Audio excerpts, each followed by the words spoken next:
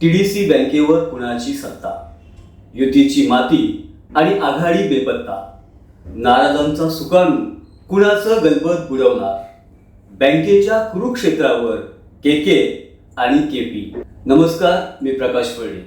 विचारवादळमध्ये आपलं सहर्ष स्वागत.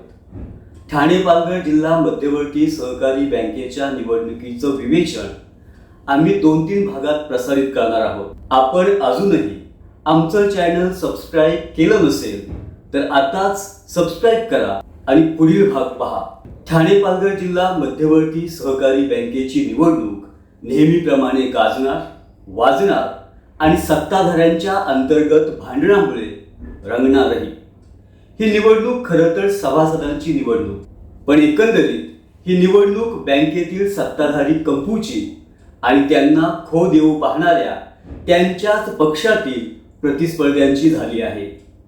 आतापर्यंतचे चित्र पाहता युतीची माती आणि आघाडी बेपत्ता असाच सावळा गोंधळ सध्या सुरू आहे. काल परवा माजी केंद्रीय राज्यमंत्री कपिल पाटील यांनी युतीच्या परिवर्तन पॅनलच्या जिल्हा उमेदवारांची घोषणा केली. बँकेचं इलेक्शन आहे आणि महायुतीनेच आम्ही लढणार, महायुतीनेच जिंकणार. यामध्ये भाजपासोबत शिंदेची शिवसेना दिसते. शिंदेच्या शिवसेनेचे मातब्बर कार्यकर्ते आणि मुंबई कृषी उत्पन्न बाजार समितीचे सभापती प्रभू पाटील आणि नामधारी शिवसैनिक म्हणावे असे राजेंद्र घोलप आणि सुवर्णा पावशे असे 3 उमेदवार आहेत. त्यांच्या विरोधात लढणाऱ्या प्रस्थापितांच्या पॅनलमध्येही शिंदेच्या शिवसेनेचे रंभाजी जगताप आणि अनेक वर्ष बँकेची सत्ता उपभोगणारे अनिल मुंबईकर यांचे चिरंजीव स्वप्नील मुंबईकर हे 2 उमेदवार आहेत.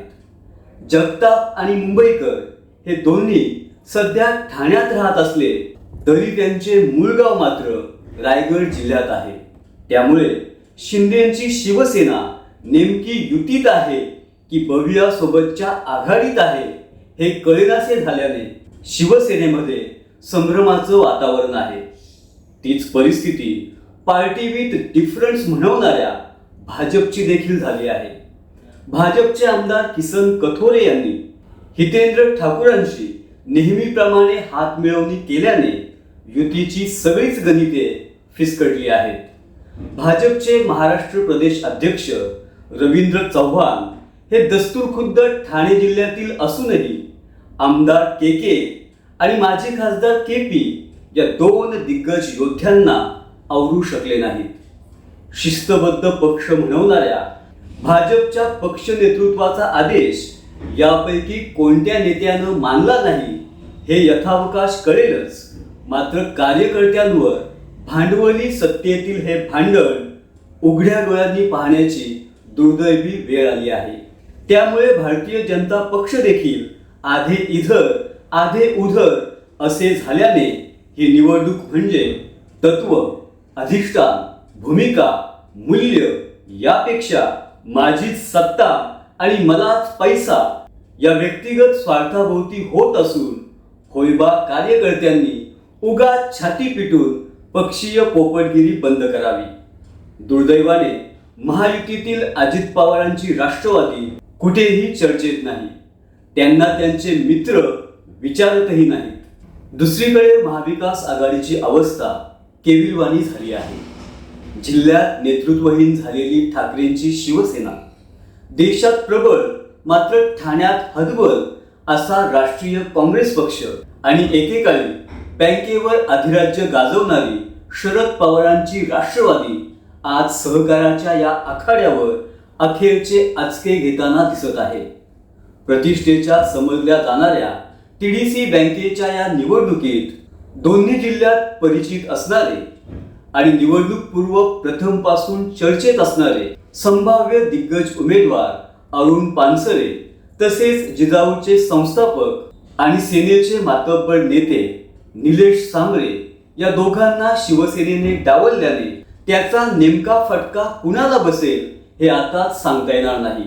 याशिवाय अंबरनाथ तालुक्यात परिश्रमपूर्वक मतदान वाढवून उमेदवारीसाठी दावेदार असणारे किसन कथोरेंचे निकटवर्तीय दिनेश कथोरे, मुरबाडमध्ये पवारांच्या आजोबा, मुलगा आणि नातू या पावरबाज घराणेशाहीमुळे अस्वस्थ झालेले उल्हास बांगर आणि इतर, शहापूरमध्ये वसईकरांच्या पॅनलमधून डावललेल्या इच्छुक उमेदवार गुलाब भेरे, भटक्या विमुक्त प्रवर्गातील कपिल पाटील समर्थक भाजपचे कार्यकर्ते गणेश राऊत आणि वसईमधील बहुजन विकास आघाडीचे माजी आमदार राजेंद्र पाटील यांच्या नाराजीचा सुकाणू कोणते गलबत बुडवणार हे लढाई सुरू झाल्यानंतरच कळेल. त्यामुळे 17 तारखेपर्यंत जाहीर झालेल्या पॅनलमध्ये बदल होण्याची शक्यता वर्तवली जात आहे. तर काही दोन्ही पॅनलमध्ये उमेदवारी नाकारलेले इच्छुक तिसरे पॅनल करण्याची तयारी करत असले तरी त्यांचे हे मनसुबे तडीस जाण्याची शक्यता फारच कमी आहे. आजच्या भागात इतकंच असलं तरी एकूणच ही निवडणूक संचालक मंडळ बरखास्त होईपर्यंत पुढे का गेली? ही निवडणूक पुढे जाण्याचं इंगित काय? प्रस्थापितांची मुले आणि नातेवाईक पुन्हा पुन्हा संचालक का होत आहेत? का हवी आहे त्यांना बँकेची सत्ता?